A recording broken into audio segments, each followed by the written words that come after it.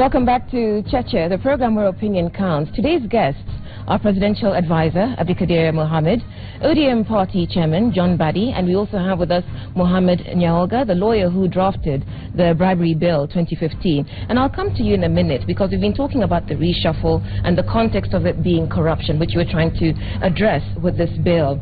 But the reshuffle, you've talked about your problems with it, and no one seems to have mentioned the two-thirds gender principle. Is that a concern for you, Mr. Mbadi?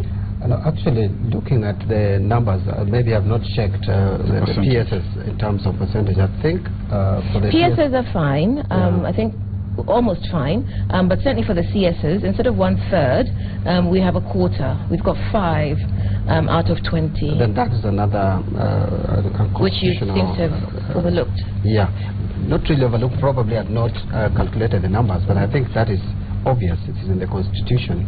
It needs to be respected, and if the President didn't, then probably needs to do something about it. So how would it happen, Abdikadir? Because that is, you are the one who keeps the watch and the diary and the Constitution on his desk. Now, in terms of constitutional provisions, by the way, when it comes to these offices, for example, the last time there were 6 out of 18. Now there are 5 out of 20. It's not exactly an exact science in terms of the numbers, so long as the principle is being pushed. So in the fact that there are fewer than 30 does not mean the cabinet makeup is unconstitutional. Just like the Supreme Court is fewer than the 33%, or the leadership in the KDF is lower. Those are targets we should be pushing for. The fact that they are not there doesn't mean, for example, in the National Assembly, we probably will not get... But there's a difference. The National Assembly, we have a clearly defined ruling of the court on how it should be done.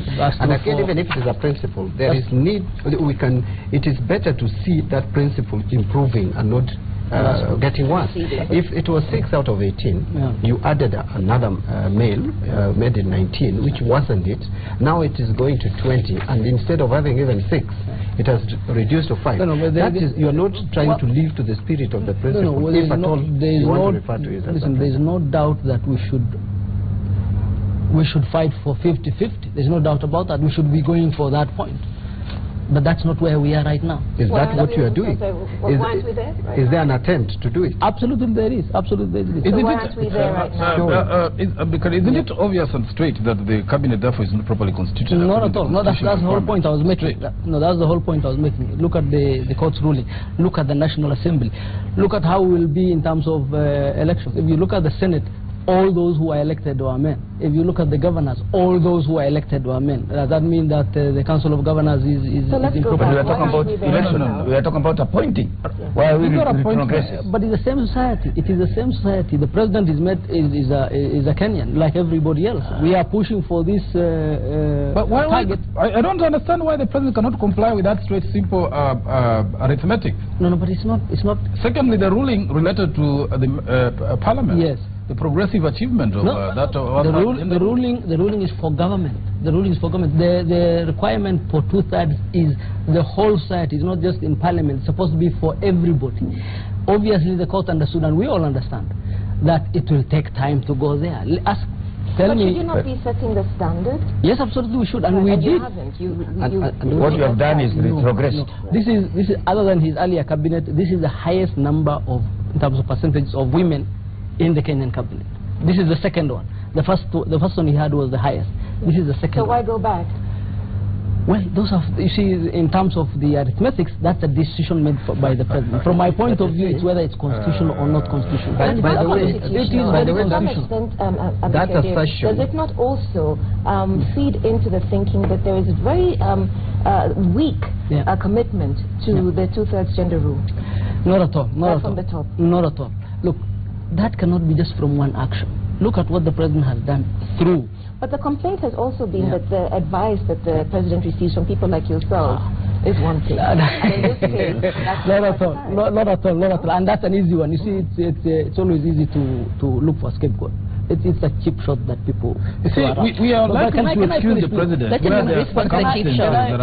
David, let him respond to the cheap shot. But can I finish this? Look, the gender rule is for the whole country. It's not just for the president or the cabinet. It's for the whole country. But we expect the president to show leadership. Absolutely. And in this instance, it's failed to do that. Not at all. Not at all.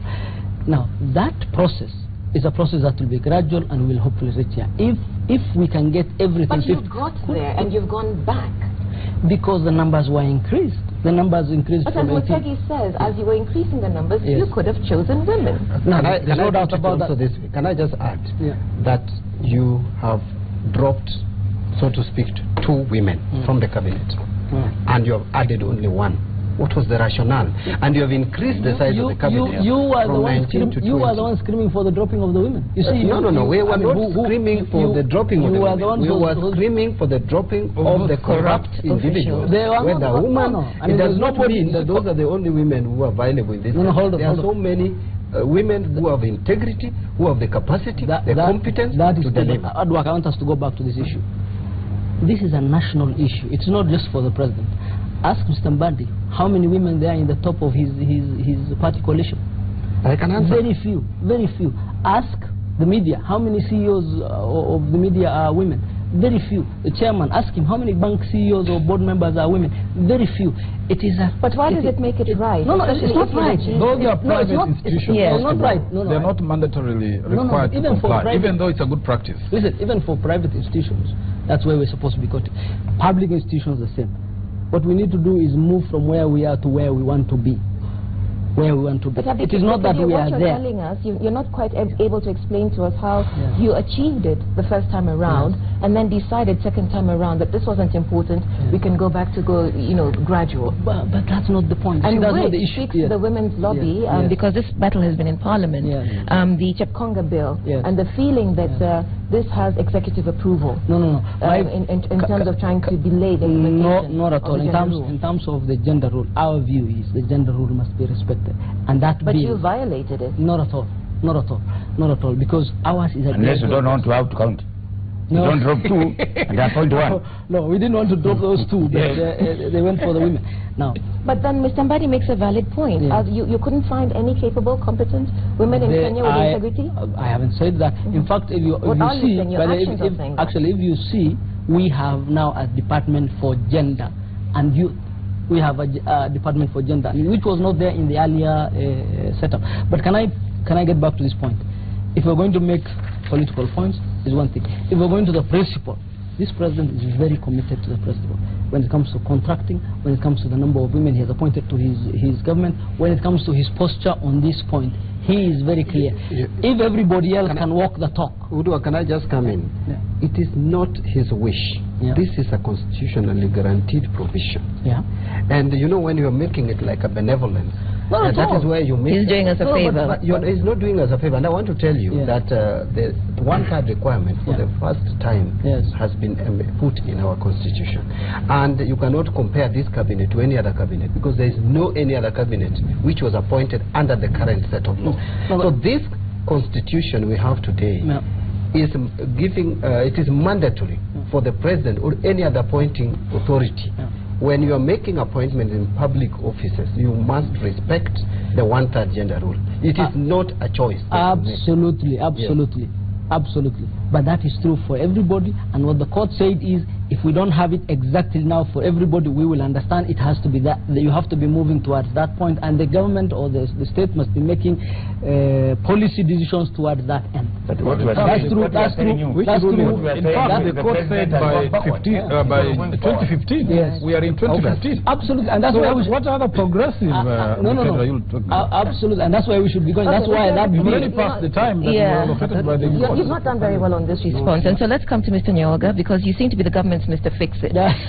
You were sent in to try and help Makueni County fix their problems, and the private sector has come to you to draft this bill. Before we come to the bill, given your expertise as a lawyer, Abdikadir is also a lawyer, he's a presidential advisor. We're questioning the advice he gave to the president. What's your considered opinion? Let me start by saying I'm not anybody's Mr. Fix-It.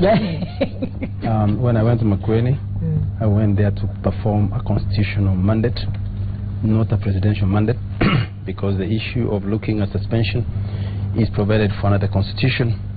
If I was Mr. Fix-It for Makueni, I was Mr. Fix-It for the people, because they're the ones who petitioned. That's number one.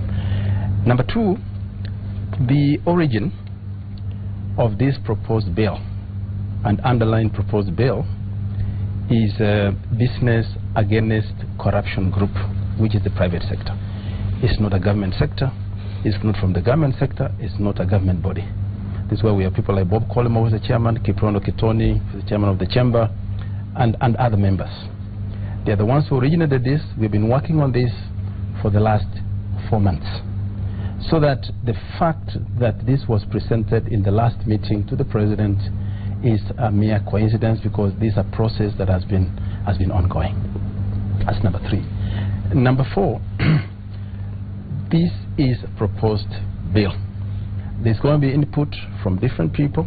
There are many stakeholders that are going to give their comments, their input. It's going to Parliament. They'll give their input so that they can enrich this proposal. But why this bill? All right. If you wish to actually, why the bill? Because you know, we're talking about principles that are not adhered to.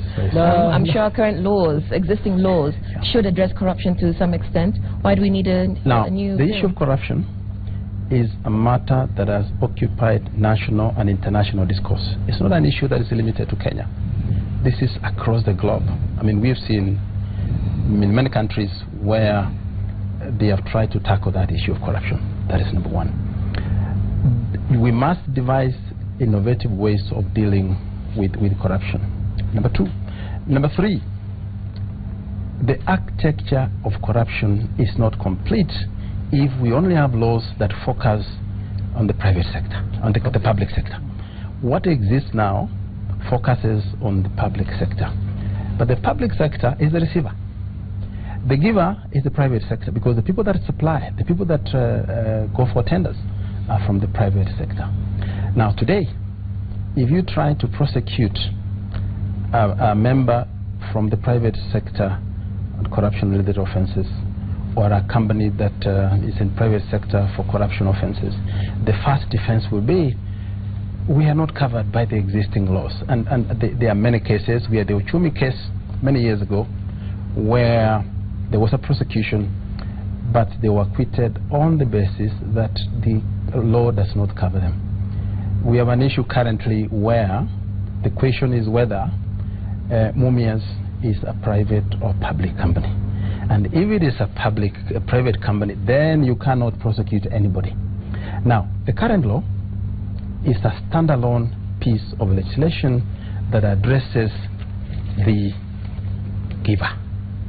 And remember, the private sector is both a culprit and a victim. A culprit in the sense that they're the ones who give, a victim in the sense that when there is corruption arising from institutional or legal weaknesses in institutions, they suffer.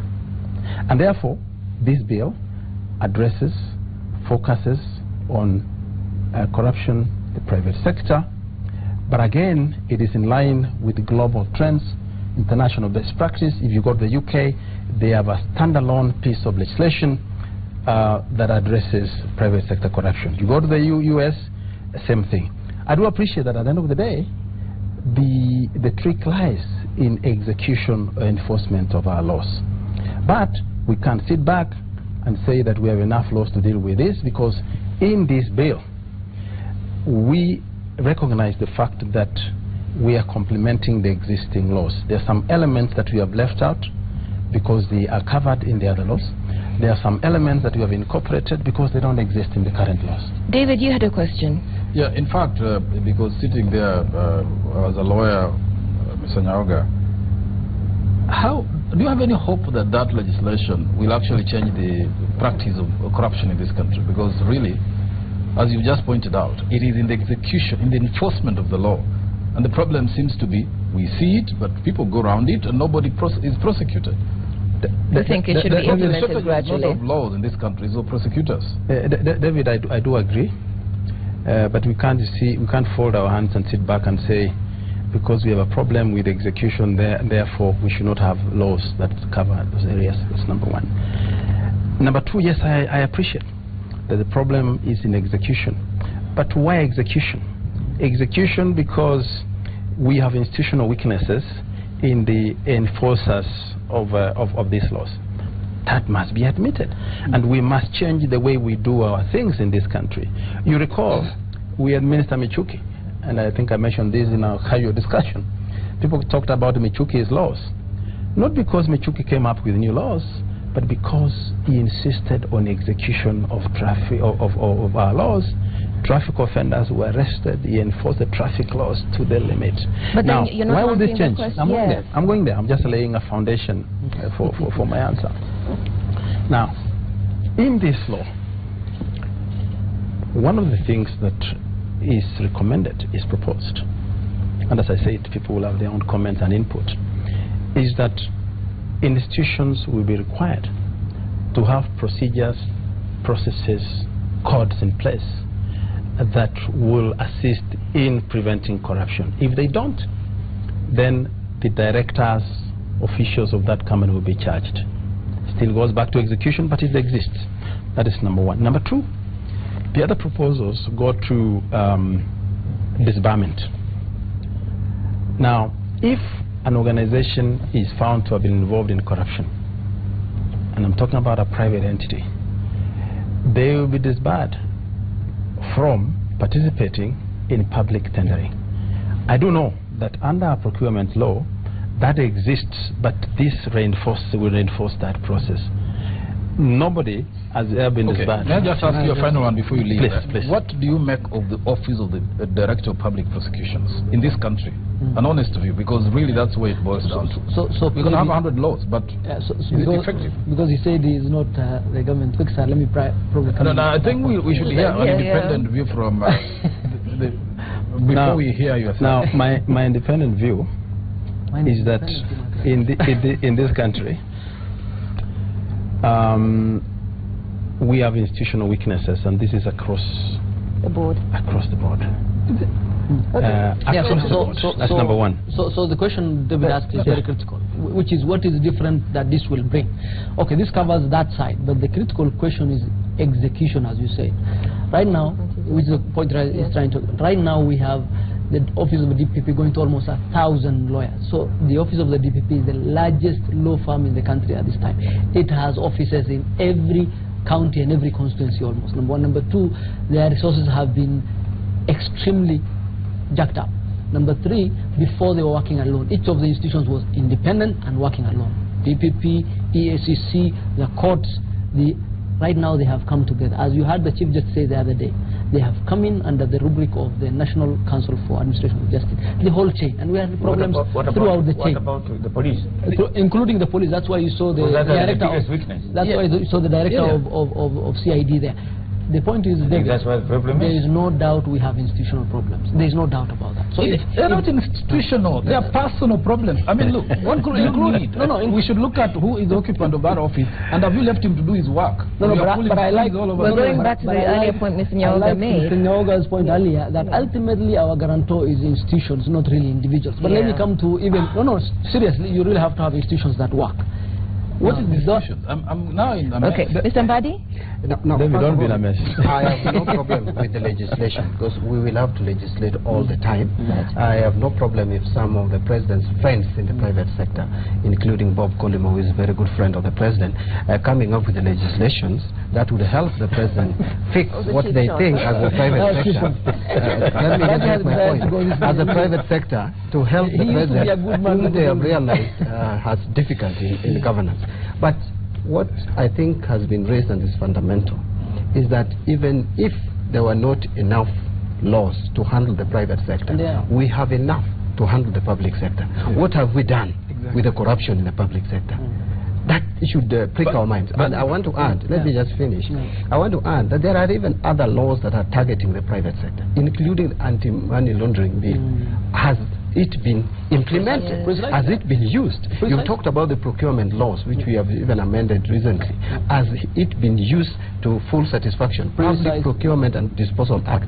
And so what I'm saying is not the absence of law. We gave the example yesterday of Singapore, which has just one law, and I think it is Cap 242 of the laws of that country, which is very efficient, in terms of fighting corruption. Actually, I think it is listed as the least corrupt country. So it is not the absence of laws. What the problem is not even institutions. It is the leadership. The leadership has been interfering even with some institutions that have been doing their work properly, like Auditor General's office. But let me tell you why. Institution has been functioning, giving reports, and then you hear the executive attacking that institution. So what are you talking about, institutional weaknesses? There are some institutions that are strong, but we are weakening them. Even EACC, it is the executive that has been weakening EACC. Look at the current appointments. It is done in more opaque manner. You are using another commission to come up with another commission, one commission. And that other commission that is generating this other commission is supposed to be a subject of investigation in future. So there is a big problem with governance. Can I say this? Yes. Can I say this? We have changed personnel innumerable times. It doesn't work. One good person at the top. Because the problem there's they're pointing out is your office, your boss. No. You see, absolutely, and that's a cheap shot. But let me go back to the institutions. If the EACC, the DPP, and all those institutions had done and the Auditor General, for that matter, had done their work, we would not be where we are right now. That there is a problem of corruption. That's what the president said. And he said, can I finish done their work. All of them. The institution is okay. No. The person. No. If all of them had, the DPP is not an individual. It is really that prosecutorial agency. These institutions all need work. The president has given an action plan. Let him implement his action plan. It is not about one person or another. You remove one, how many ministers have stepped aside? How many heads of the EAC have we fired? It is not the people. It is the institutional mechanism and our values as a country. That's what we need. Can I finish, please? Can I finish? Can I ask him? Just a minute, let him finish responding, because he had a very long intervention. Let me come to the EACC. The Public Service Commission's business is to hire for government. That is their business. You cannot decide that the Public Service Commission can hire for government and it can't hire certain other people. We set up in the 10th Parliament a new process where you would have panels do this work. It was ad hoc because we had a problem with the executive at that point. These things have gone back to where they're supposed to be under the new constitutional setup. The people who have just been appointed, the person proposed as chair is somebody who has retired from the PwC as head of the whole region, CEO, worked there for 33 years on governance. Now, if that person can't help us, I don't know which Kenyan can help us. As to oversight, ultimately, the key oversight institution is called Parliament. My friend Bandi, actually, irregularly, in this setup, we agreed to have the opposition head PSC and PIC. So the Public Investments Committee and the Public Accounts Committee are both headed by court. If there is a weakness in the fight against corruption, they are as much apart, if not more, because final oversight has to come from Parliament. Ladies and gentlemen, we have a problem, there is no doubt about it. Nobody will get marks for saying corruption is a problem. The thing is, what do we do about it? The president has laid a roadmap and an action plan. If you have better ideas, please bring them up. If it is a cheap shot, Singapore doesn't have one law dealing with corruption. All their laws have issues with that. You can't have one single law dealing with corruption, just like you have I wanted to ask him a question. The Parliament, you just defeated the Public Accounts report on Haslajet the other day without any reason. So I don't even go there. But it is you are Jubilee administration which has a majority in Parliament. Now, I wanted to ask you, what is this that you call institutional weaknesses? Yes. The DPP, you have said, if DPP did his work, and Manoa said the same thing last week. Then we would have slayed this dragon. You said EACC, if it did its work, would have said, what is this institutional weakness and what do you want us to do with it?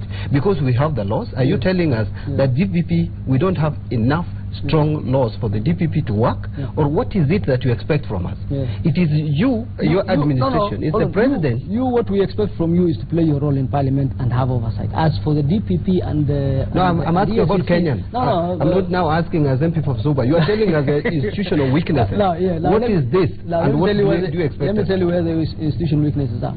The last time we had a high-level conviction of corruption in this country was when? Not in the last 10 years. Who is the person who is supposed to be prosecuting those? It is the office of the DPP.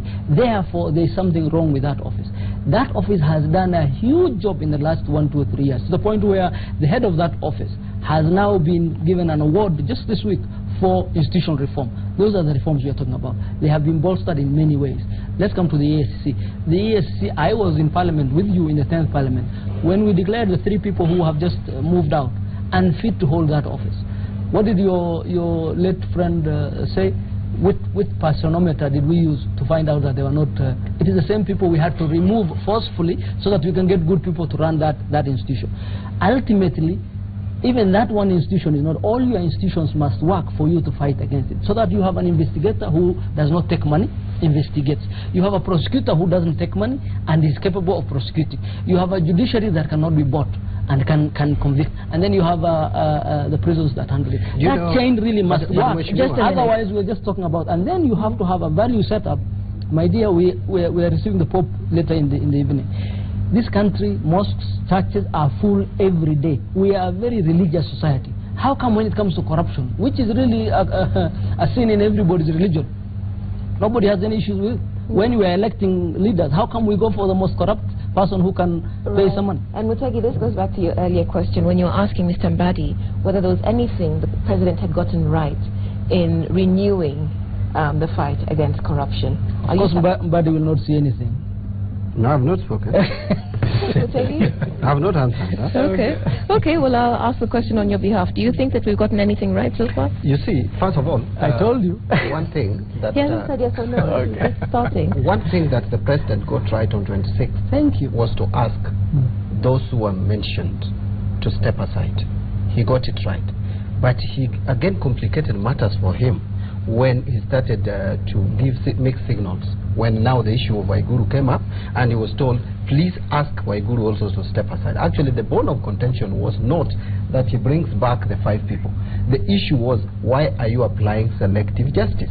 And so that is where the president got it wrong after getting it right. But actually, the standing ovation that the president got that was before the political caps was not by accident. That was before the political caps because we thought, by the way, that time nobody knew who was in the list. But what we were saying is, if the president is telling us that there are 175 state officers who are required immediately after that to step aside, then we support it, and we supported it. But later on, he started sending mixed signals. Then number 2, in his latest appointments, or a reshuffle, or whatever you can call it, Macaulay actually got it right, that he played PR. To the extent of playing PR, which also is required in politics at times, he scored. But as to whether that PR is going to take him far, I doubt. Because Kenyans are going to start interrogating the way we have started today, to interrogate his appointment and see the faults in it. And that is exactly what we are discussing today. Just a minute. These are murky waters, Mr. Nyawoga. What success do you think there will be for this bribery bill? Well, the proposed bill obviously is going to go through many processes.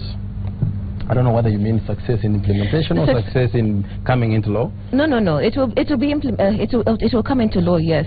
But given the conversation we've had about lack of implementation, about the fact that there are existing laws, the fact that we've not been able to apply the laws to existing corruption, how is this going to work? Well, I think it goes back to what we've been talking about here, that implementation has been a challenge, and it's really appreciated that that is a problem. It's acknowledged it's a problem. We need to do better in implementation, execution of our laws. There are many institutions that are tasked with this responsibility. Investigation is one of them, prosecution is one of them, judiciary is the other.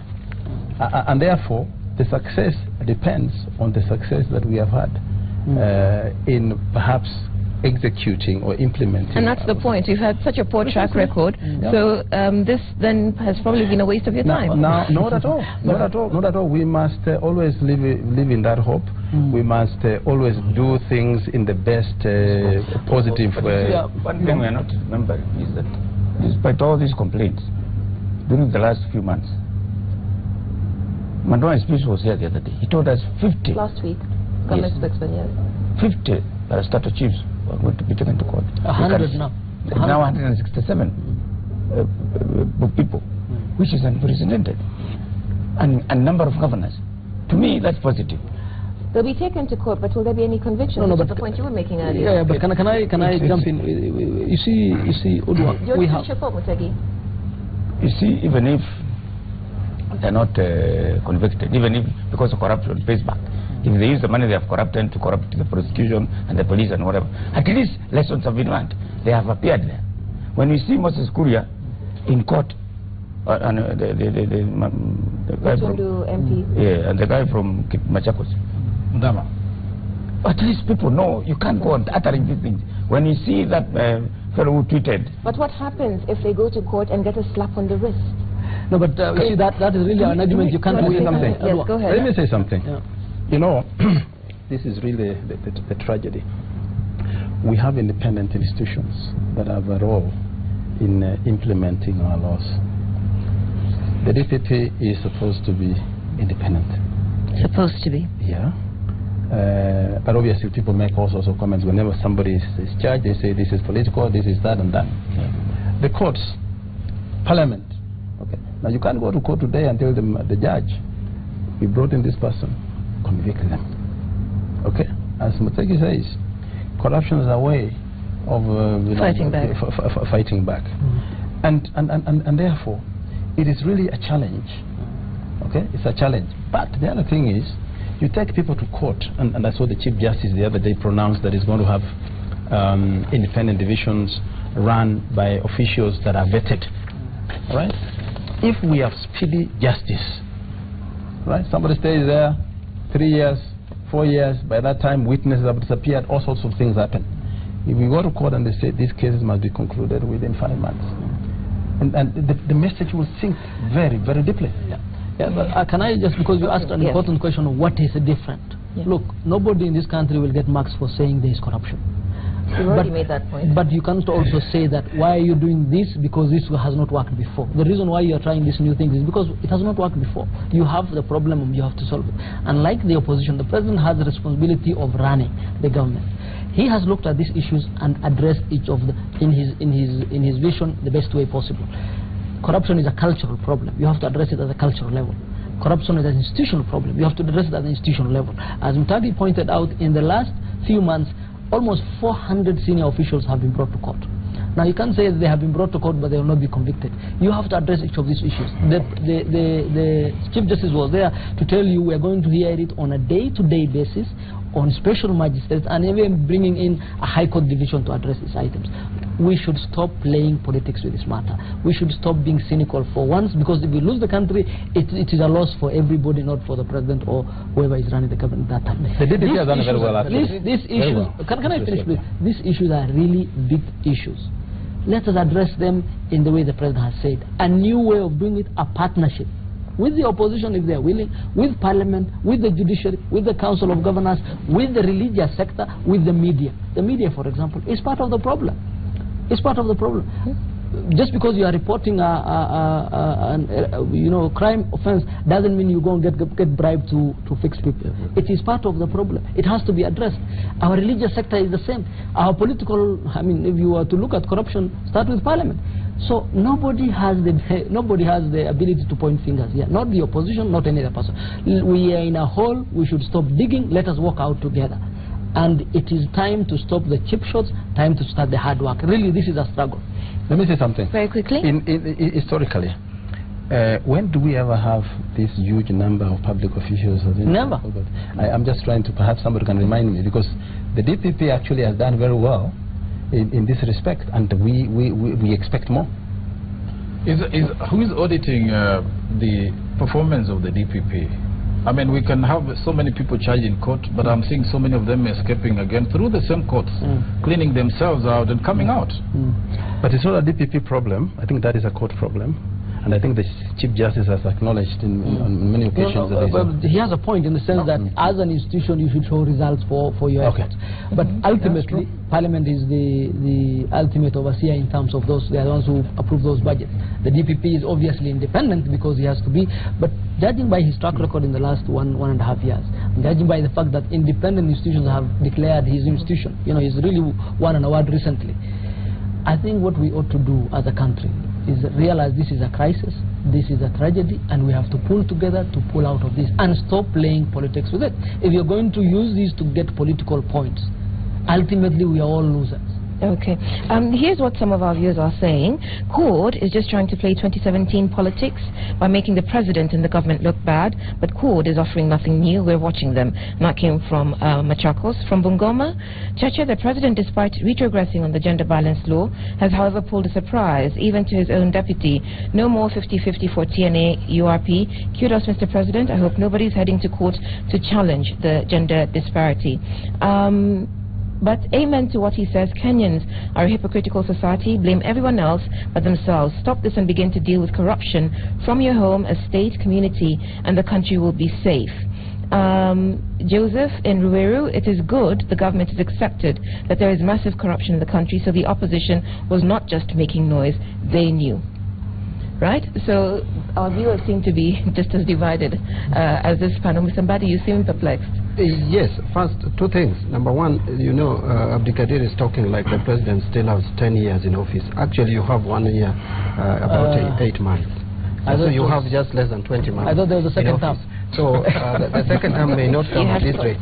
No, I've just had a comment from one of the viewers asking whether CORD is playing politics for 2017. First of all, there is nothing wrong with it. We are in the business of politics. CORD is intending to take power in 2017, and that is not in doubt. It is not. It's not something criminal. We are there to offer competition to Jubilee. But the issues of corruption and inefficiency is not the creation of CORD. The president himself has accepted. If you listen to president on Monday and yesterday, he accepted that his government is inefficient. He has accepted corruption. That is not the creation of CORD. And we should CORD listen. I mean, keep quiet. That's what we're forgetting to say. The point is, and it's not his creation either. I mean, it's not his creation. Ours here is, I mean, it was there in the Grand Coalition. The action that the president has taken. I think that has been the subject of discussion. Okay. Has the action president taken, is it convincing enough? And that's going to be the final, and that's going to be the final question. Very quickly though, what is the implication of the reshuffle on the wage bill? Abdikadir, to some extent you explained it? Yeah, can I first of all say, and the percentage of the budget that goes to state of SARS is very, very small. People complain about parliament or judiciary ABC. But remember, we're coming from a bloated government. That's true. That's sometimes it really be insignificant. It's completely insignificant. If you look at parliament, for example, parliament takes less than 1%. 1%. So how much will the expansion take? I haven't calculated, but it's insignificant. If 3, 4, 5, 10 officers, that's really, we have a 2 trillion budget, and we should really look after our past property. And this is really one of the key issues in this particular. But state officers is insignificant. Okay. So as we wind up, and I'll allow you to make your intervention as you give us your final thoughts. We've been talking about the reshuffle, and the bribery bill, and the question we've asked of both is whether they represent a change, business as usual or business unusual. And so Mutegi, I'll start with you, come to David, and then finish off with our panelists. Mutegi. I think it's positive. Not too much, too little, too late. I think. Too little, too late. Too little, too late, and I like the fact that I can see people being taken to court. We thought they would not be. If the problem with the police and corruption paying back, you cannot blame that on the president. I think the weakest part of the chain of judicial systems here, I think, is the police and the prosecution. Because when you see witnesses who went to some place, they're coming and saying, we didn't find anything, and that changing, that's the terrible thing. But I think, to me, it's positive. Too little, too late. David? I think the cabinet is a good effort at rebranding the face of government with the new introduction of a few fresh people. Some of the appointments are very laudable. But again, I think the restructuring of the cabinet ministries or the ministries still needs a bit of reworking. I mean, I saw, for example, Labor and East African Affairs. How do the two go together? I mean, honestly, there are some things which can be adjusted, moved around. Tourism or mining can be put under industrialization, and things can be neater and more refined, in my view. But as to whether this is going to sort out the corruption mess, I think the president or the leadership of the country needs to convene 3 major organs. And you're speaking to both the reshuffle and the bribery bill? Yeah, because the reshuffle, strictly speaking, does not address the corruption, if you ask me. These 2 things are almost apart. The reshuffle kicked some people out who are perceived to have corruption matters around them, but then you have introduced people who are, different altogether and expanded the cabinet, the ministries. I was saying that there is need for a meeting of 3, perhaps 4 institutions. The president needs to call the DPP and the Chief Justice and the head of the investigative arm, whether it is the police, Inspector General or the DCI, and the ethics and the corruption, and sit in a room, and they should not be alone. Other people hearing the conversation, so that we hear clear commitment from the president that, look, DPP, the country is in trouble, we want to see prosecutions, and the investigators doing a good job of it, because this rearguard action, which makes the DPP look like he is playing to games and, just mollifying the country, which must stop. Okay, Mr. Mbadi. I want to say that this is a game of musical chairs, and the president needs to understand Kenyans and do what Kenyans want. I want to leave Honorable Abdikadir with one message, that if you want efficiency in the government, do the following. Expanding the government will not help. Remove all the functions that have been devolved, reduce the workforce in the national government. It's a waste of our resources. You don't need many departments. You need to do away with the departments for functions that are devolved. Number 2, your report together with Awondo on the public state corporations. That needs to be implemented. There is no reason why the president keeps on forming task forces which its reports their reports he never implement, including Nyaoga's report on Makueni. I wonder why Nyaoga is still even wasting his time to be consulted by this government that does not respect your view. And you are the advisor to the president, and he does not respect the report of your task force. It is not implemented. Okay. And I know there are people resisting it, including Treasury. So this is something that you need to work on. Create a lean government. Do away with unnecessary expenses. Do away with the necessary institutions. With that, you are likely to improve service delivery to the people of Kenya. In terms of legislations, perfect. You can bring the legislation that you think we still need in this country. But ask the president to crack the whip. He needs to demonstrate that the laws that are there are enforced. By the way, Article 75 of the Constitution, 75(3), is very clear that anyone who is removed from a state office is not even through a judicial process. Removed. If you are removed in whichever way, the president sacks you. On corruption, you are not supposed to occupy any other state office. Let us implement the laws that are there. The Constitution on itself, in fact, Kenya has one of the most detailed, elaborate constitutions this world can ever produce. Okay. Thank you very much. So can I first of all answer before I go to the final bit? Very quickly, we are winding up. Yeah, quickly. What you have said has happened. The last 2 weeks, those institutions have been in a room almost the entire 2-3 weeks we are talking about, and that is being done. In terms of body, I respect. When it comes to state officers, the standards are very high, including parliamentarians, including political parties that don't respect the high standards cannot. Finally, on the issue of where we're going forward, I think as a country we are too cynical. We always see the cup as half full, as half empty, not half full. Let's see it as half full. We have accepted their problems. We have accepted their challenges. There is no country without a challenge in the world. We have decided this is the way we are going. Anybody who has a good idea is most welcome. If the opposition wants to play politics, that is fine too. Oh, thank you. Mr. Nyaoga, you get the final word. Yes. Is this business unusual or unusual? If this law is implemented, if it becomes law, I start by saying that, and it's implemented, obviously it will change the architecture of our country in terms of corruption cases. We have a challenge that there is impunity across the board, and people have become rulers of the law instead of operating under the rule of law. And therefore, everybody has a responsibility to discharge in ensuring that we have proper functioning institutions, and the people that are not able to function are rooted from our institutions. Thank you. Our time is up, and we thank you all, our panelists today, Mr. Nyaoga, Mr. Mbadi, and Mr. Abdikadir Mohammed, for your time on Cheche this morning. We thank you also for watching and engaging with us here on Cheche. Our thanks to our panelists. My name is Udra Kamimo. Have a great week.